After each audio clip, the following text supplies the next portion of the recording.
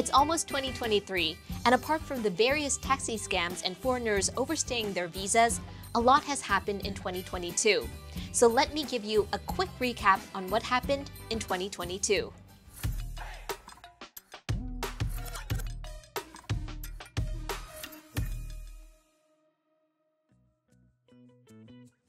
In January, Thailand was still adjusting to COVID-19 and the new Omicron outbreaks that was detected back in November the year before. This is where we saw the easing of rules on restaurants and eateries in 26 provinces with Blue Zone pilot tourist destinations. To be more specific, on January 24, 2022, 8 Blue Zone provinces and 18 provinces with Blue Zone districts were allowed to have their businesses and activities resume under the quote-unquote new normal operations. This meant that all restaurants and eateries, shopping venues, convenience stores, markets, cinemas and theaters, sport venues, hair salons, massage and spa shops, beauty clinics, and tattoo shops can open as per normal. And meetings, events, and fairs can also be held normally with no limitation on the number of attendees too. In February, the nation mourned for the unfortunate death of actress Pattarathida Patcharavirapong or Tangmo.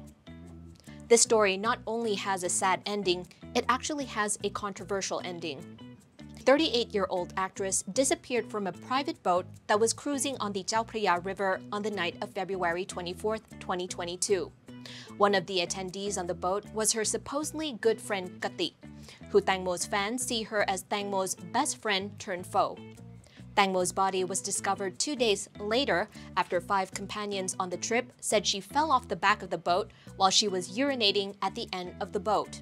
However, public suspicion was soon aroused by the incongruencies in their stories and how emotionless Tangmo's friends seemed to be when re-encountering the story to authorities. The case was finally put to rest when the speedboat partygoers agreed to take care of Tangmo's mother, Panida, financially. And while you might think that that was a nice gesture from Tangmo's friends, people have criticized Tangmo's mother for being an opportunist, using her daughter's death to acquire money, since Tangmo's mother had never been in a loving relationship with Tangmo. The charges for all 5 people on the boat dropped as soon as they agreed to settle by paying Panida 400,000 baht in cash and a check for 1.6 million baht from the 5 defendants and their advisors, as well as a pair of pearl earrings. They also arranged for her to be paid 30,000 baht per month for the next 20 years or until she dies. March was another slow month for news. But one of the pressing issues that the government had to deal with was its preparation for people to celebrate Songkran Festival in April after a 2-year hiatus. Fearing that COVID-19 might spike again, the government offered walk-in vaccinations for both Thais and foreigners at Bang Su Grand Station, stocked up medical supplies, prepared tons of hospital beds, and rallied up tons of medical personnel, only to find out that the spike in COVID-19 after Songkran didn't happen as badly as they predicted, which was great news for the country. In April, we saw how powerful Millie's mango sticky rice soft power had on the world. Millie, the first Thai artist to appear solo at the California Music Festival Coachella, stirred national pride when she ate the iconic dessert on stage. Interest in the dessert has surged both inside and outside Thailand since Millie's performance, which had fruit vendors around the world perplexed with the world's new obsession with Nam Dok Mai mangoes. Even online searches for mango sticky rice jumped 20 times, according to Google Trends. This also prompted the government to expand the kingdom's 5F high-potential cultural products and services to a broader audience known as the 5F soft power, comprising of Thai fighting, fashion, food, films, and festivals to extend the nation's soft power. However, the government got heavily criticized for their unflattering 5F's campaign poster on the government's official website, as it looked a bit, juvenile. In May, some faith was restored in Bangkok when Chhatchhat Sittipan became Bangkok governor. On May 31st, Chhatchhat Sittipan officially became the next Bangkok governor, after the Election Commission finally certified the results of the Bangkok gubernatorial election on May 22nd. The new Bangkok governor has long been popular amongst the younger generation for his down-to-earth personality. With his popular technical savvy, he had already started working to fix many of Bangkok's problems before the official results were announced. Having said that, many non-Chat fans are scrutinizing his efforts and management skills as he has not yet been able to fix the flooding and traffic in Bangkok yet, despite him only holding the position for less than a year. On June 9, 2022, Thailand became the first country in Asia to remove cannabis from its list of banned narcotics and legalize the growing of marijuana and its consumption in food and drinks. It's the month where we witness a lot of cannabis dispensaries, stalls, and even minivans selling weed online and offline. However, it almost seems like the government wasn't quite ready to decriminalize the herb just yet, as there are still a lot of gray areas and caveats up until today, where the laws keep going back and forth, keeping cannabis growers and sellers on their toes, trying to keep abreast with the latest cannabis laws. Now that cannabis has been decriminalized, it's now time to invite guests over. On July 1st, rules for pre-travel arrival registration, quarantine rules, COVID-19 insurance, and mask-wearing rules were scrapped. No more masks. The government gave the green light to classify all of Thailand a green relax zone for COVID-19, with businesses, entertainment venues, and tourist attractions all allowed to ease or eliminate pandemic-related restrictions, which was well received by most establishments.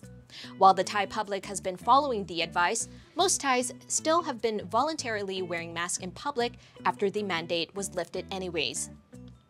In the wee hours of August 5, 2022, a fire broke out at the Mountain Bee pub in Sattahip district in Chonburi province, immediately killing 13 people at the scene, and many more lives were claimed months after the incident happened.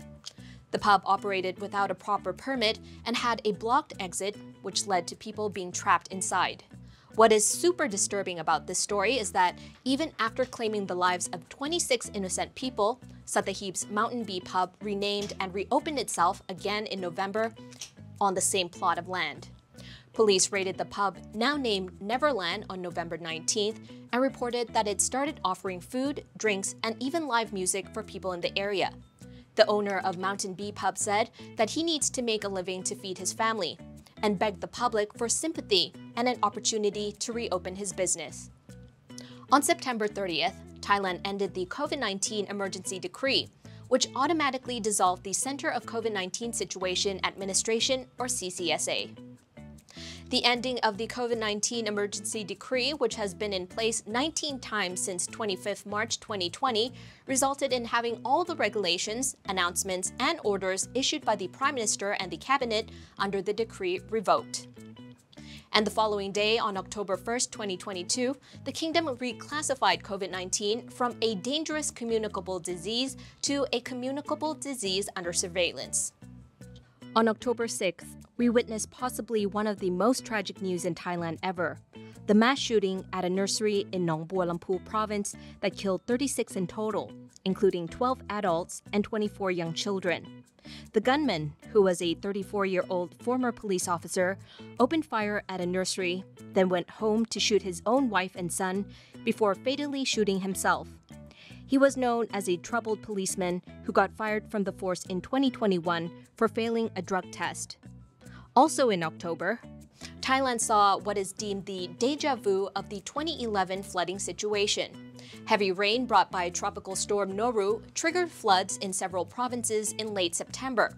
However, heavy rains continued since then, causing further flooding and rivers to rise. On the 2nd of October, authorities issued warnings for communities close to rivers in the Chao Phraya and Pa Sak river basins.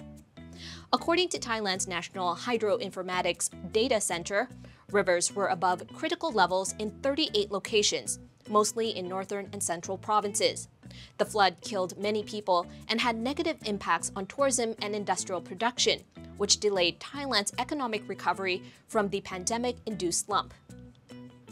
From November 14th to the 19th, Thailand hosted APEC 2022, or the Asia-Pacific Economic Cooperation, at Queen Sirikit National Convention Center under the theme Open, Connect, Balance. It's the first time in a long time that Thailand has welcomed guests of significant caliber to this country. Prime Minister Prayut Chan-o-cha asked citizens to be good hosts and for protesters not to cause a ruckus during APEC 2022 summit. However, his plea seemed to have fallen on deaf ears as various groups of protesters got together to protest nearby the APEC venue on multiple topics, such as asking the government to free political prisoners, minimum wages, LGBTQ rights, and even topics on having the government revoke their laws on foreigners buying land, even though the government has already revoked it. While people gathered there for various reasons, one common theme seems to be that they wanted PM Prayut to resign. On December 18th, the HTMS Sukhothai, which was a corvette of the Ratanakosin class operated by the Royal Thai Navy, sank in the Gulf of Thailand due to high winds and strong waves, causing seawater to flow into the warship. This flooding caused the engines to fail and pumps also became unusable. Sukhothai continued to take on water until eventually sinking overnight.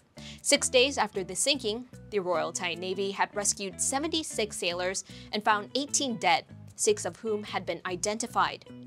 And there you have it, 12 headlines from all the different months this year. On behalf of the Thaiger, we would like to wish you a very happy and prosperous year ahead. Happy New Year 2023 in advance, and I'll see you next year. สวัสดีค่ะ